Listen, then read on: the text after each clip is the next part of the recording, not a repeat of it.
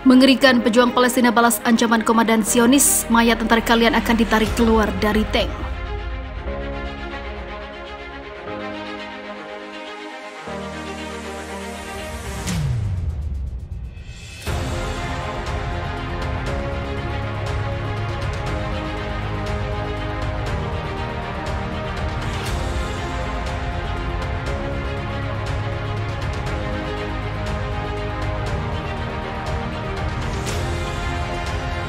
Kelompok perlawanan Palestina menanggapi statement Kepala Staf Gabungan Rezim Israel yang mengatakan akan menghabisi para pejuang senior Palestina dengan mengatakan jenazah para tentara kalian akan keluar dari kendaraan lapis baja. Surat kabar Israel Yediot Aronot dari hari Jumat melaporkan bahwa Kepala Staf Gabungan Angkatan Bersenjata Rezim Zionis Afif Kohafi mengizinkan untuk menargetkan dan menghabisi pejabat senior Gerakan Jihad Islam dan Batalion Syuhada Al-Aqsa sayap militer Fatah. Menurut Yediot Aronot, rezim Zionis selama beberapa tahun lalu tidak menggunakan angkatan udara untuk menargetkan para pejuang Palestina di tepi barat. Juru bicara sayap militer kelompok perlawanan Palestina pada hari Sabtu mengumumkan bahwa pertempuran berat akan menunggu rezim Zionis jika terjadi penghabisan para pejuang senior Palestina karena mereka tidak akan tinggal diam atas aksi yang tidak pernah berhenti dilakukan oleh rezim Zionis. Perlawanan berkomitmen pada darah, syuhada dan akan melanjutkan jalan mereka sampai penjajah Al-Quds diusir, kata pernyataan pejuang Palestina pada hari itu. Bertepatan dengan momentum hari libur kaum Yahudi dan juga ketakutan akan eskalasi operasi perlawanan Palestina yang semakin meningkat dan kuat, rezim Zionis telah memperkuat kehadirannya di tepi barat Sungai Yordan dan menjadikan daerah itu sebagai zona militer tertutup. Selama 2 bulan terakhir, para pemimpin rezim Zionis, terutama setelah 3 hari agresi militer rezim ini ke jalur Gaza, menghadapi peningkatan perlawanan bersenjata bangsa Palestina di tepi barat. Namun, ribuan pemuda pejuang Palestina tidak akan pernah menyerah untuk melawan kekejaman dari rezim Zionis ini. Mereka kini makin kuat dengan banyaknya dukungan yang diberikan negara-negara sahabat. Sekretaris Jenderal Hizbullah Lebanon Said Hassan Nasrullah dalam pidatonya menyinggung operasi perlawanan rakyat Palestina di wilayah pendudukan dan mengatakan bahwa operasi ini mengejutkan rezim Zionis Israel. Pada bulan lalu, babak baru operasi perlawanan terhadap rezim Zionis dimulai di tepi barat. Jaringan Al Jazeera Qatar melaporkan bahwa tepi barat menyaksikan 833 operasi perlawanan rakyat Palestina dalam segala bentuknya pada bulan September lalu. Sejak awal pekan ini, dalam baku tembak antara tentara Israel dan pasukan perlawanan di Al-Quds dan Nablus, 2 tentara Zionis tewas, 3 lainnya terluka. Perkembangan di tepi barat ini penting dilihat dari beberapa aspek.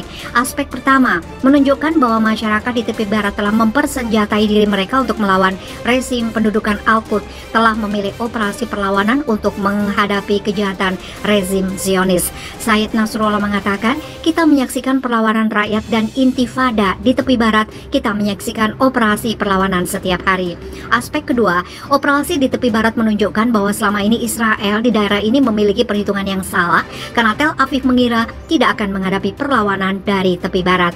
Tapi operasi perlawanan ini menunjukkan bahwa pendudukan tepi barat memiliki tekad yang serius.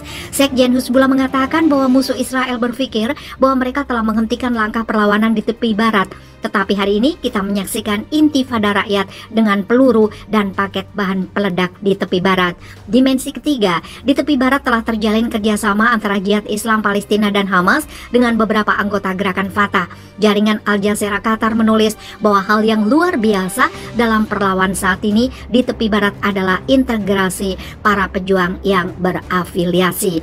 Wakil Ketua Biro Politik Hamas Saleh Al-Arori menekankan bahwa kabar baik dari intifada baru telah terlihat di tepi barat, salah satunya tandanya adalah persatuan perjuangan di lapangan.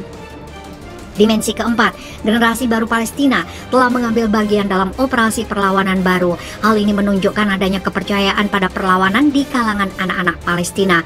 Abdullah Al-Aqrabafi, seorang peneliti hubungan internasional dan studi strategis, mengatakan tepi barat tidak diragukan lagi menyaksikan peningkatan tindakan perlawanan dan strategi rezim Zionis dalam 15 tahun terakhir. Generasi baru Palestina telah memasuki rangkaian operasi perlawanan. Itu berarti perlawanan di tepi barat semakin meningkat. Mengapa demikian? Sebab operasi perlawanan menunjukkan bahwa pengepungan dan blokade selama 16 tahun terhadap jalur Gaza, alih-alih mengakhiri perlawanan rakyat Palestina, Tetapi tepi barat juga telah bergerak menuju Gaza bergabung dengan perlawanan para pejuang Palestina lainnya.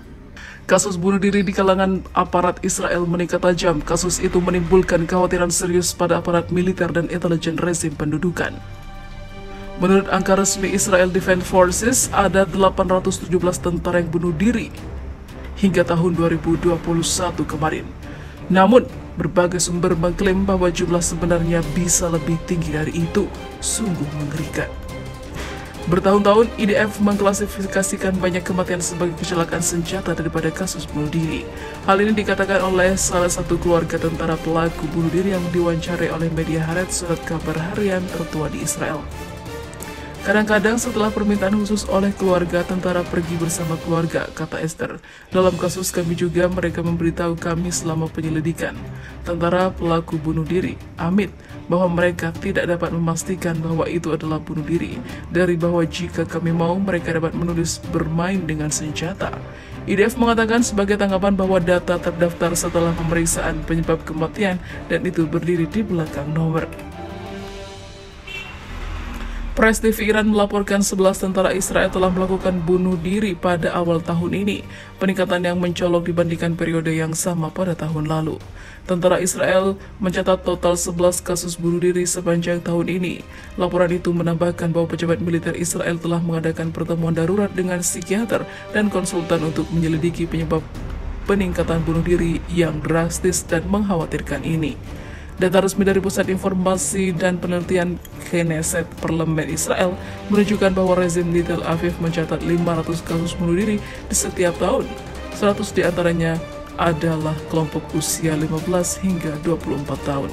Hal ini sangat membahayakan. Mungkinkah para tentara Israel mendapatkan trauma akibat perang terus-menerus dengan Palestina sehingga membuat mental mereka rusak dan ingin bunuh diri?